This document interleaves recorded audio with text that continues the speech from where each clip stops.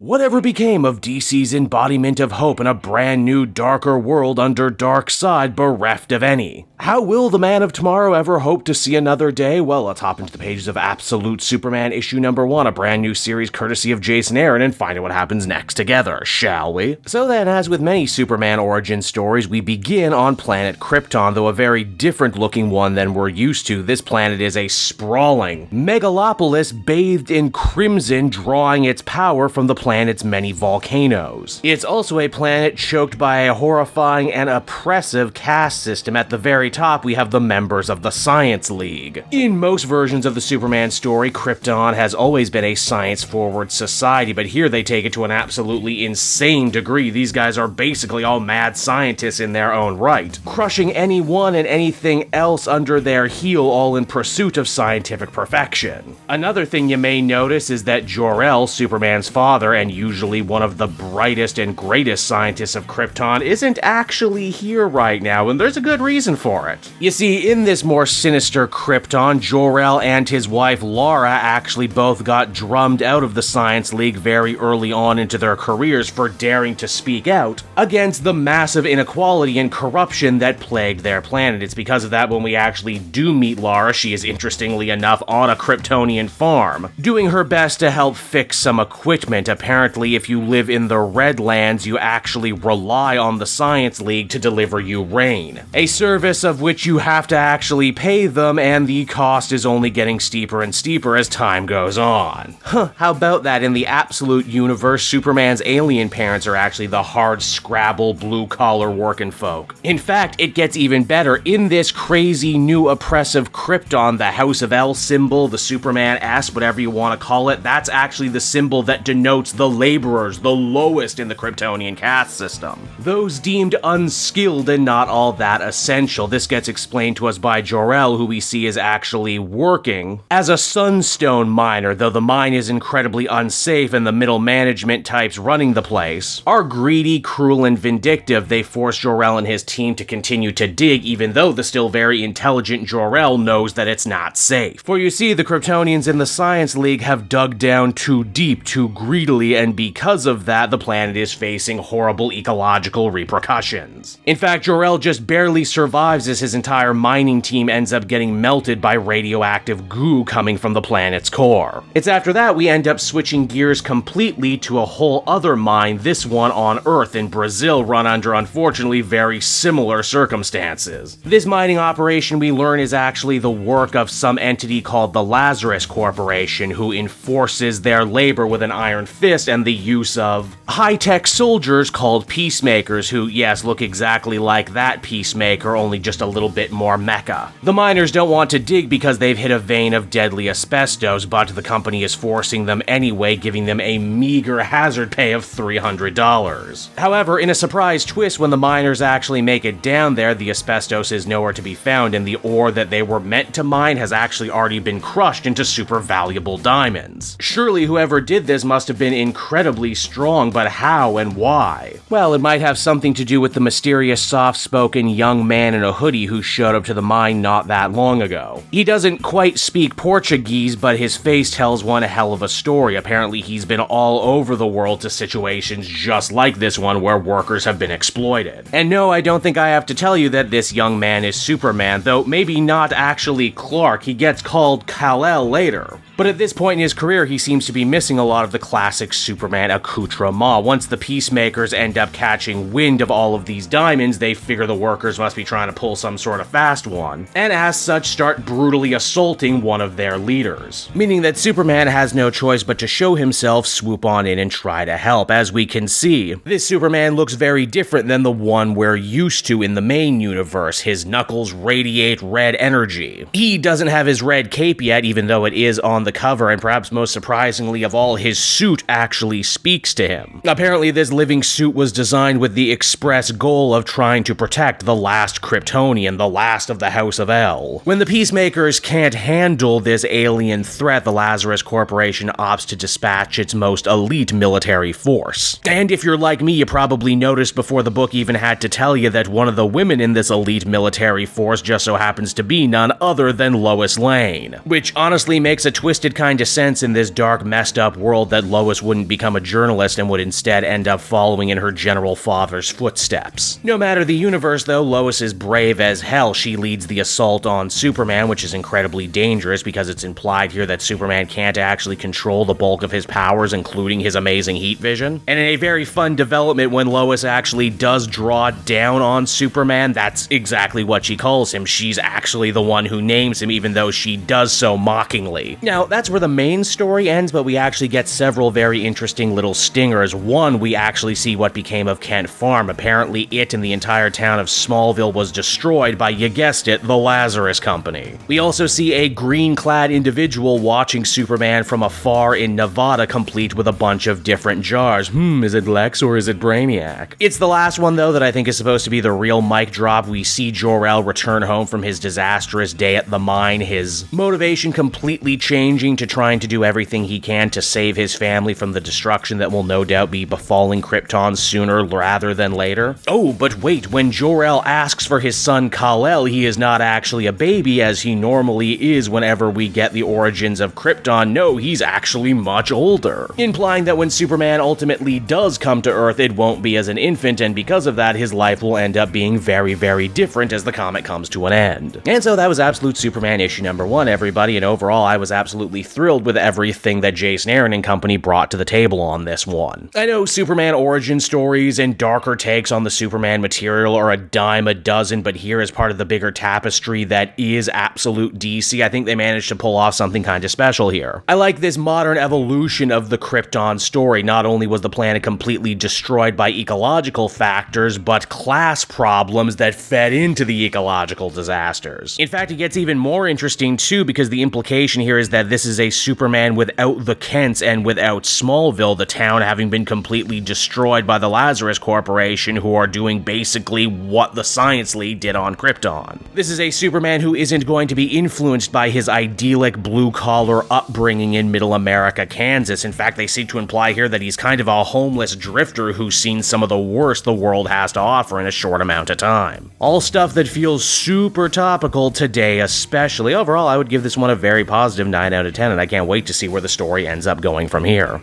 Hey there everyone, it's your pal Cape Joel again, and if you're seeing my face right now, that means you watched to the end of the video, and I'll always be grateful for that. Retention helps in this crazy YouTube game, and so does becoming a patron. If you head on down to the description, you can find a link to my Patreon page. Recently just redid all the tiers, a lot of cool stuff offering up there, exclusive commentaries, exclusive polls, behind the scenes concept art for Capes and Quest. That's the brand new D&D show I've started soon. Never been a better time to become a patron. You can become a patron for as little as $1 a month and help the channel grow and, help me continue to deliver content like what you just saw. So I want to thank you all, and I will see you again next time. Bye-bye.